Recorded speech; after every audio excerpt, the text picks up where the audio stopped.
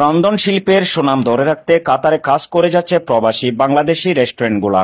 তারই ধারাবাহিকতায় 21 মে সোমবার সন্ধ্যায় কাতারে ফিরোজ আব্দুল আজিজে অবস্থিত বাংলাদেশি মালিকানাধীন সুরভি রেস্টুরেন্ট উদ্বোধনের পর রেস্টুরেন্টের কর্মকর্তা ও বাংলাদেশ কমিউনিটির নেতৃবৃন্দের সাথে রেস্টুরেন্ট মালিকদের মত বিনিময় সভা অনুষ্ঠিত হয়।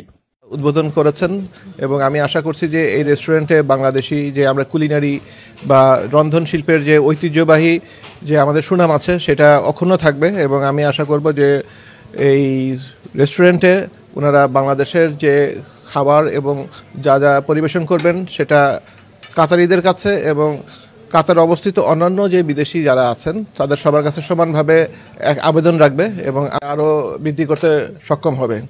আমি ওনাদেরকে রিকোয়েস্ট করব যে যাতে ওনারা বাংলাদেশের এই খাবারের মানের যাতে ওনারা কিভাবে প্রবাসী বাংলাদেশিদের মাঝে স্বাস্থ্যসম্মত খাবার পরিবেশন করা যায় তারই লক্ষ্যে এই সভা অনুষ্ঠিত হয়।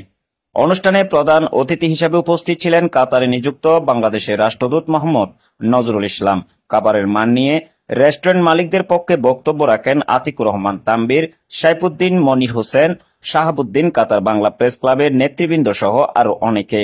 এই সময় অসহায় প্রবাসীদের মাঝে সুরভি রেস্টুরেন্টের পক্ষ থেকে 500 প্যাকেট খাবার বিতরণ করা হয়। বিসমিল্লাহির রহমানির রহিম।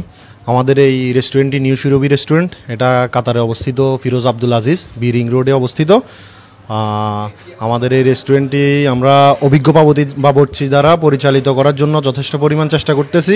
আমাদের এই নতুন রেস্টুরেন্টে কাতার প্রবাসী সকল বাংলাদেশি এবং অন্যান্য দেশি সবাইকে আমন্ত্রিত। আমাদের বাংলাদেশ এম্বাসির সম্মানিত অ্যাম্বাসেডর উনি আসছিলেন একটু আগে ফিতা কেটে, উনি আমাদের এই রেস্টুরেন্টের উদ্বোধন করছেন। এই জন্য আমরা ওনাকে অসংখ্য